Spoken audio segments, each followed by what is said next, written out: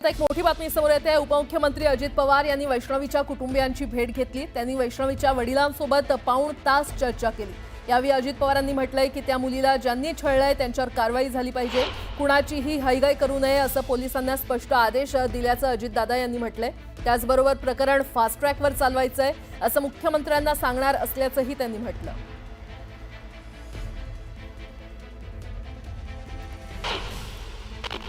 मी आमच्या पिंपरी चिंचवडचे एसीपी चौबे म्हणून आहेत, त्यांना मी ताबडतोब सांगितलेलं होतं की ही अतिशय चुकीची घटना आहे आणि त्याच्यामध्ये कुठल्याही परिस्थितीमध्ये कुणाची हयगय करायची नाही, कुणाचा राजकीय हस्तक्षेप आला तरी जुमानायचं नाही।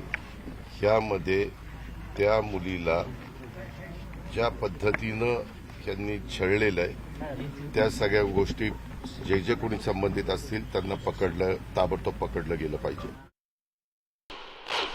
ह्याच्यातनं अजून एक व्यक्ती पुढे आलेली आहे, त्यांचं आडनाव चव्हाण म्हणून आहे, ज्यांनी आपल्या इथल्या छोट्या बाळाला आणत असताना चुकीच्या पद्धतीनं काही गोष्टी केलेल्या आहेत, ते रेकॉर्डवर आलेलं आहे। त्यांच्याबद्दल पण टीम पाठवल्यात। काल टीम पहिल्या 3 होत्या, आम्ही वाढवायला सांगितल्या। वाढवल्यानंतर सीपींनी सांगितलं होतं त्या सगळ्या टीमलाच की आज जर ते मिळाले नाही तर मग म्हणले ज्या काही पुढच्या गोष्टी करायच्या ते मला नाईलाजास्तव कराव्या लागतील।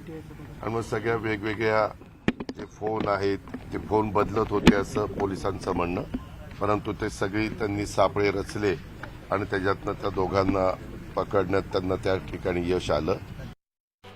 शिवसेनेनं मुंबई महापालिका निवडणुकीवर लक्ष केंद्रित केलं असून माजी नगरसेवकांना निवडणुकीपूर्वी विकास कामं करून घेण्यासाठी निधी उपलब्ध करून देण्याची तयारी केली आहे। पालिकेच्या माध्यमातून 2 कोटींपर्यंतची कामं तसंच नगरविकास विभाग, डीपीडीसी आणि म्हाडामार्फत देखील निधी उपलब्ध करून देण्याचं आश्वासन नगरसेवकांना देण्यात आलं। उबाठाला मनसेशी युती करायची असेल तर त्यांनी राज ठाकरेंना योग्य प्रस्ताव पाठवावा असं आवाहन मनसे नेते संदीप देशपांडे यांनी केलंय।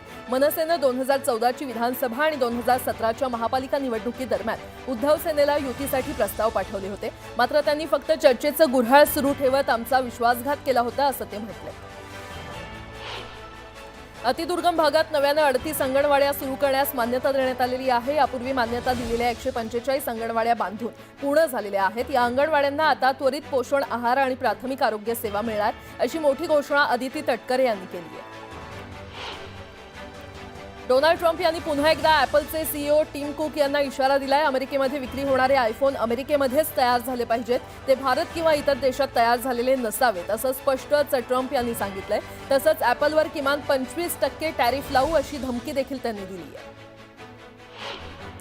मतदानाच्या दिवशी मतदान केंद्राच्या बाहेर मोबाईल ठेवण्यासाठी सुविधा उपलब्ध करून देण्याचा निर्णय केंद्रीय निवडणूक आयोगानं घेतलाय। मात्र मतदारांना मतदान केंद्रात मोबाईल घेऊन जाण्यास परवानगी दिली जाणार नाही। सोबतच आता मतदान केंद्राच्या 100 मीटर अंतराच्या आत प्रचारासाठी मनाई करण्यात आली आहे। 80 कोटी रुपये किमतीच्या शिडी खरेदी करण्याच्या वादग्रस्त निविदेला मुंबई अग्निशमन दलानं अखेर स्थगिती दिली आहे। अग्निशमन दलानं यापूर्वी 21व्या मजल्यापर्यंत जाणारी टर्न टेबल शिडी ही 10 कोटी रुपयात विकत घेतली होती, तर त्यापेक्षा केवळ 4 मीटर उंच म्हणजेच 22व्या मजल्यापर्यंत पोहोचणाऱ्या 4 शिड्यांसाठी एकूण 80 कोटी खर्च करण्याची तयारी केली होती। 4 मीटरसाठी दुप्पट रकमेत शिडी खरेदीची ही निविदा त्यामुळे वादाच्या भोवऱ्यात सापडली होती। अरबी समुद्रावर कमी दाबाचं क्षेत्र तयार झाल्यामुळे राज्यभरात 3 ते 4 दिवस वादळी वाऱ्यासह मुसळधार पावसाची शक्यता आहे। या पार्श्वभूमीवर महावितरणानं यंत्रणेसाठी हाय अलर्ट जारी केला। एसटी महामंडळापाठोपाठ आता आरटीओच्या जागांचाही पीपीपी अर्थात सार्वजनिक खासगी भागीदारीतून विकास करण्यात येणार असून राज्यातील 43 जागांच्या सद्यस्थितीचा आढावा घेण्यात येणार आहे। यासाठी संबंधित जागांचं आवश्यक कागदपत्र परिवहन आयुक्त कार्यालयाला सादर करण्याचे निर्देश परिवहन मंत्री प्रताप सरनाईक यांनी दिले। नॅक मूल्यांकन अथवा पुनर्मूल्यांकन करण्यास टाळाटाळ करणाऱ्या राज्यातील महाविद्यालयांना प्रवेश प्रक्रियेमधून सामावून न घेण्याचा निर्णय राज्य सरकारनं मागे घेतलाय। विद्यार्थ्यांचं नुकसान टाळण्यासाठी आणि महाविद्यालयांना संधी देण्यासाठी नॅक मूल्यांकन प्रक्रियेसाठी 6 महिने मुदतवाढ देण्याचा निर्णय उच्च शिक्षण विभागानं घेतलाय। एमपीएससीच्या पूर्वनियोजित परीक्षा तसंच राज्यातील महत्त्वाच्या विद्यापीठांच्या देखील सत्र परीक्षा मे महिन्याच्या शेवटच्या टप्प्यात नियोजित आहेत। मात्र तांत्रिक कारणांमुळे महाराष्ट्र राज्य परीक्षा परिषदेनं अभियोग्यता आणि बुद्धिमत्ता 2025 या परीक्षेच्या वेळापत्रकात बदल केला असून शुक्रवारी सुधारित वेळापत्रक जाहीर केलंय। नव्या वेळापत्रकानुसार ही परीक्षा 27 ते 30 मे आणि 2 ते 5 जून या कालावधीमध्ये होणार आहे। वीज पुरवठा खंडित झाल्यास वीज कर्मचारी किंवा त्यांच्या वरिष्ठांना फोन करून वेळ वाया घालवण्यापेक्षा वीज ग्राहकांनी 24 तास सुरू असलेल्या टोल फ्री क्रमांकावर तक्रारी नोंदवाव्यात असं आवाहन महावितरणानं केलंय। खरीप हंगामाची तयारी सुरू होताच ठाणे जिल्ह्यामध्ये रासायनिक खतं आणि बी बियाण्यांचा पुरवठा वेगानं सुरू झालेला आहे। यासोबतच या निविष्ठांची गुणवत्ता सुनिश्चित करण्यासाठी कृषी विभागानं विशेष पावलं उचलली असून जिल्हा स्तरावर 1 आणि तालुका स्तरावर 5 असे एकूण 6 भरारी पथकांची स्थापना करण्यात आली आहे। अनेक महिने रखडलेल्या बदलापूर शहराच्या पाणीपुरवठा योजनेला मंजुरी देण्यात आलेली आहे। एकूण 245 कोटी 82 लाख रुपये खर्चातून ही योजना पूर्ण केली जाणार असून यात उपसा विहीर, मुख्य जलस्रोत, जलशुद्धीकरण केंद्र, पाणी उपसा यंत्रणा, जलकुंभ उभारण्यात येणार असून नव्या जलवाहिन्या देखील टाकण्यात येणार आहेत। मुंबई शहरातील नालेसफाईसाठी एआय तंत्रज्ञान आणि रोबोटचा वापर होत असल्याचं उपमुख्यमंत्री एकनाथ शिंदे यांनी समाधान व्यक्त केलं। तर ही कामं 7 जूनपर्यंत पूर्ण करण्याचे निर्देश देखील त्यांनी दिले।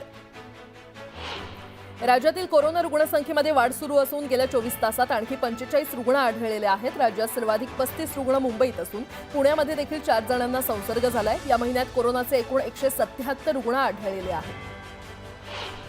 पूर्व मध्य अरबी समुद्रात कोकण किनारपट्टीवर ठळक कमी दाब क्षेत्राची निर्मिती झालेली आहे आणि याचबरोबर वाऱ्याची चक्राकार स्थिती आहे। याचाच परिणाम म्हणून कोकणासह दक्षिण, पश्चिम आणि मध्य महाराष्ट्रात पुढील 4 ते 5 दिवस संततधार पावसाचा अंदाज हवामान खात्यानं वर्तवलाय।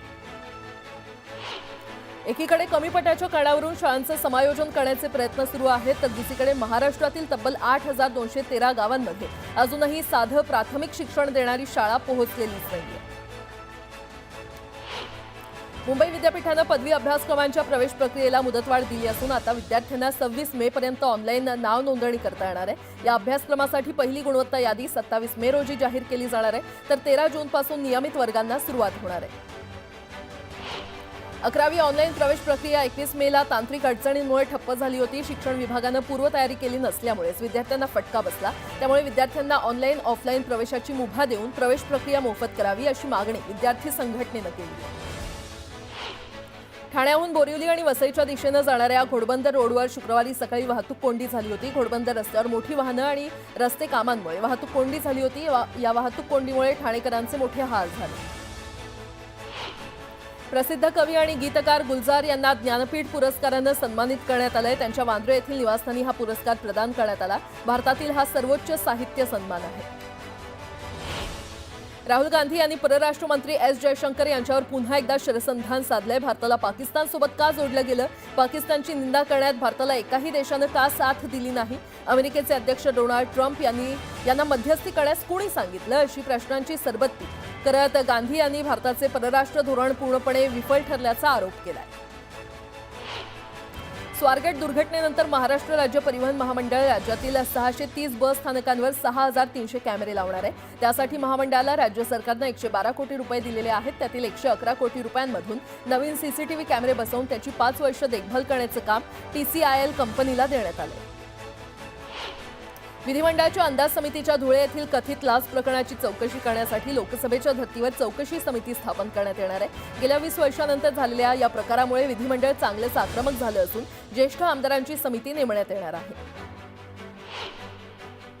कोकण रेल्वेवरील LTT मडगाव एक्सप्रेस सातत्यानं विलंबानं धावत असल्यानं प्रवासी हैराण झालेत। गेल्या काही दिवसांपासून मध्यरात्री 12:45 LTTवरून सुटणारी रेल्वे गाडी बरेच तास उशिरानं सुटते आणि त्यामुळे ही रेल्वे गाडी दररोज 4 ते 5 तास विलंबानं धावते आणि त्यामुळे प्रवाशांना त्रास सहन करावा लागतोय।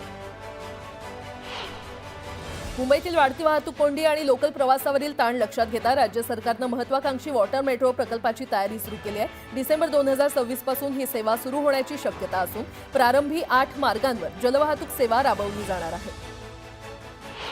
मध्य रेल्वेच्या दक्षता पथकानं प्रवासी आरक्षण केंद्र मलकापूर येथून 2 दलालांना अटक केली आहे। त्यांच्याकडून 10 लाख रुपयांहून अधिक किमतीची 182 रेल्वे तिकीटं जप्त केली आहेत।